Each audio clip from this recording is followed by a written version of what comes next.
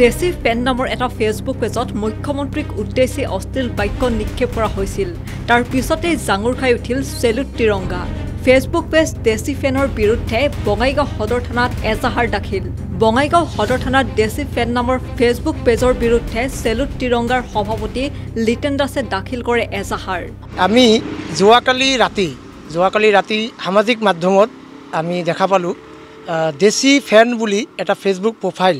এই প্ৰফাইলটোৰ পৰা আমাৰ মাননীয় মুখ্যমন্ত্ৰী মহোদয়, আমাৰ মৰমৰ মুখ্যমন্ত্ৰী মহোদয়ক যি অশ্লীল ভাষাৰে গালি গালাজ কৰিছে এই ল'ৰাজনে, তেখেতৰ এই ভাষ্য এইটো আমি চাই আমাৰ মনত এনেকুৱা এটা ভাৱ আহিছে যে অসমৰ এজন মাননীয় মুখ্যমন্ত্ৰী, আমাৰ মুখ্যমন্ত্ৰী মহোদয় যি দলৰে নহওক কিয়, এই মুখ্যমন্ত্ৰী মহোদয়ক এনেকুৱা নিকৃষ্টভাৱে গালাগালি কৰাটো আমি উচিত বুলি ভাবা নাই।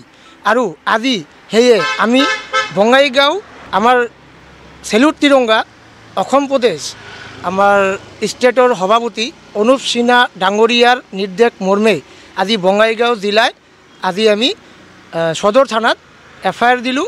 তেখেতৰ নামত DGP ছাৰক আমি অনুৰোধ জনাম যাতে অতি সোনকালে এই ল'ৰাটোক এৰেষ্ট কৰি শাস্তি প্ৰদান কৰে আৰু ভৱিষ্যতে যাতে এনেকুৱা কথা ক'বৰ কাৰণে সাহস নাপায়। আমি কেছটো দিলোঁ আজি অলপ আগতে, ছাৰে চাব এইটো।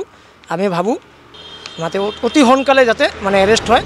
অভয়াপুৰীৰ পৰা আনিছ আলী, নিউজ ডেস্ক ৰিপৰ্ট।